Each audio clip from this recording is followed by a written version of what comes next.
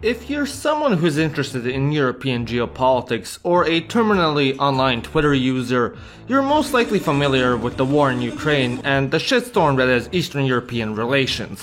Yet, when looking at this region of the world, there exists a country that is constantly overlooked and quite often dismissed as just yet another poor, irrelevant, ex-Soviet country that doesn't have much going for it other than pickled herring and ungodly amounts of haram juice. Of course, I'm talking about none other than Moldova. Despite it being a small landlocked country stuck between a rock and a hard place, and possessing an even smaller economy, Moldova is actually one of the most important players in this region, and its future can, and arguably will, affect the trajectory of the EU. Now, at first glance, Moldova isn't that distinguishable from any of its neighboring states. Lying on the east of the Carpathian mountain range, like them, throughout most of its history, it was at the crossroads of several different empires, namely the Ottoman and Russian Empire, which all aimed to secure their control over the territory with the desire to secure their own borders. Throughout the 20th century, the country was under the control of the Soviet Union and became severely economically illiterate as it adopted a planned economy. And as a result, when the USSR collapsed like a grandma with Parkinson's, Moldova's economy shattered as well. And as a consequence, the country was deemed the poorest on the continent. Now, at this point, you might be asking me, okay, so the country is small, poor, and devastated by war. Who cares? Well, I'll tell you who cares. Russia. Russia cares. And quite a bit. As I mentioned before, Moldova lies in a very strategic position right at the doorstep of the Carpathian Mountains, making it pivotal to East-West relations as it provides a valuable buffer state on the easternmost border of Russia and both NATO and the EU, and is one of the last former parts of the Soviet Union in Europe to have not yet integrated into the European sphere of influence. However, things are now changing. In 2020, Maia Sandu was elected president in a landslide victory with a firmly pro-Western, pro-EU and anti-corruption platform, instead of looking east and waiting for Moscow's directions. To say Russia didn't like this is an understatement, as Moscow saw it as the EU sticking its nose where it doesn't belong, namely in the post-Soviet space, and they accused the EU using its former states as pawns to contain Russia. From Moscow's perspective, the West has no right to meddle in the orientation of the former Soviet Union. Somewhere, it sees as its rightful sphere of domain, as all the former USSR territories are brotherly nations, with Russia's big brother providing influence and guidance to the oh so poor lost souls. As a result, the Russian narrative is that of a common historical unity between the former nations of the USSR, and the West is seeking to expand their influence through breaking this sacred unity. Thus, Russia must counter and prevent Western influence from going too far. In order to ensure compliance, back when the USSR was a thing, the USSR deliberately engineered their territories to function dysfunctionally if independent from Moscow, often under the guise of supplying something integral to the local economy at rock-bottom prices, with the threat that they'd better behave or else. Moldova in particular was built to rely entirely on dirt-cheap Russian-supplied energy, and were Chisinau to anger the Kremlin, it would merely shut off their gas and electricity. As such, since its independence, Moldovan politicians have more or less towed Moscow's line, as their entire economy depended on it.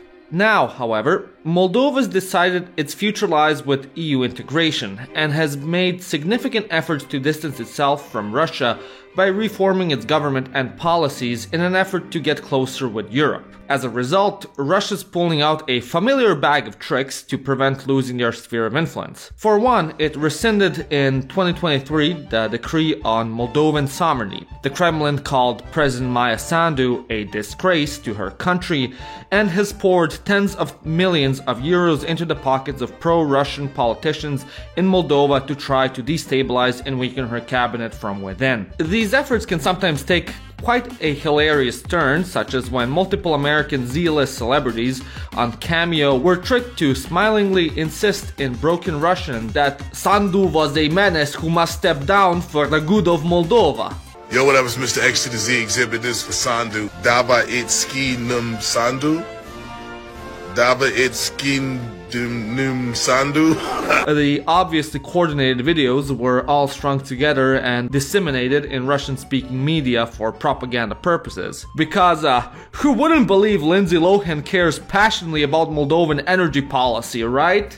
Essentially, Russia's plan is to overthrow Sandu's current pro-West and pro-EU government in favor of a more Moscow-oriented regime via a variety of different methods, such as utilizing the Moscow Patriarchate to pressure the head of the Moldovan Orthodox Church, which has canonically been subordinate to the Russian Orthodox Patriarchate, paying and busing in pro-Russian protesters from all over the country to protest in Chisinau, using the aforementioned energy blackmail, implementing crippling trade sanctions such as banning Moldovan agriculture exports into Russia, bombardment of disinformation and propaganda through media and the internet via the use of AI bots and troll factories, and last but not least, the use of local and political proxies such as your local friendly neighborhood kleptocrats and oligarchs to interfere in Moldovan elections and weaken the trust in state institutions. However, the creme de la creme of political tools is none other than Transnistria, a tiny breakaway separatist territory between Moldova and Ukraine. It's populated by 500,000 people, almost primarily Russian-speaking, despite being pretty evenly divided between ethnic Moldovans, Ukrainians, and Russians, with each making up roughly 30% of the population, give or take. After Moldova declared independence from the USSR in 1991, Transnistria declared its independence from Moldova, albeit with plenty of poking, prodding, and funding from Moscow itself, which resulted in a war in which 700 people died and Moldova's military got absolutely decimated. As a result, the country of Transnistria gained tremendous autonomy and granted Russian influence into Moldovan politics. While not a single state actually recognizes Transnistria as an independent country, not even Russia itself, it has independent institutions, military and governmental proceedings, which enable it to be an enormous thorn in Moldova's side and act as an extension of Russian foreign policy in the region. With the current state of Russia's war in Ukraine, the conflict between Transnistria and Moldova has become more dire. Because of the previous clashes between the pseudo-nation and Moldova, Russia supplied tremendous military supplies into Transnistria, which marked it as a major military hub. Russia has 1,500 peacekeepers permanently stationed at an arms depot in Kobazna, a really big one. There's at least 20 to 40 tons of military weapons, equipment, and ammunition kept there, maybe more, and it's the largest arms depot in the entirety of Eastern Europe.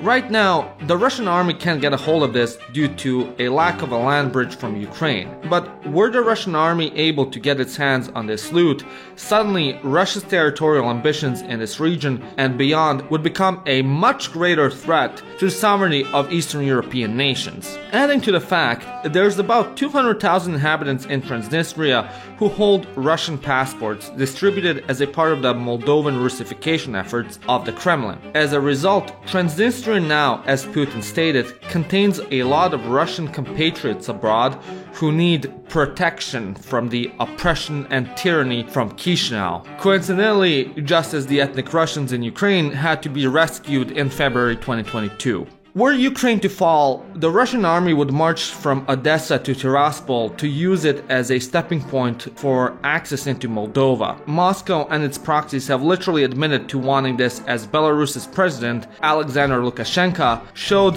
this invasion map in a Security Council meeting. Thus, if Odessa falls, Moldova is next. And seeing as its entire defense budget is less than the budget of Real Madrid's soccer team, it's doubtful Chisinau would hold out even for the weekend. Russia would then gain a second frontier with direct access to an EU member state, Romania, who definitely wouldn't go utterly berserk at the prospect of Russia once again kidnapping Moldova. For now, Transnistria is in a state of limbo and its future unsure. Although the EU has made it perfectly clear that Moldova can join without its separatists, the issue nonetheless remains. But were any of the above scenarios to realize, Moldova's future stops being a regional issue and becomes a continent-wide massive problem. And it's not an exaggeration to say that how the Transnistrian problem will be resolved is a pan-European issue, which, besides dragging Romania into a defensive war, also has the prospect of dragging additional countries into an armed conflict such as Poland,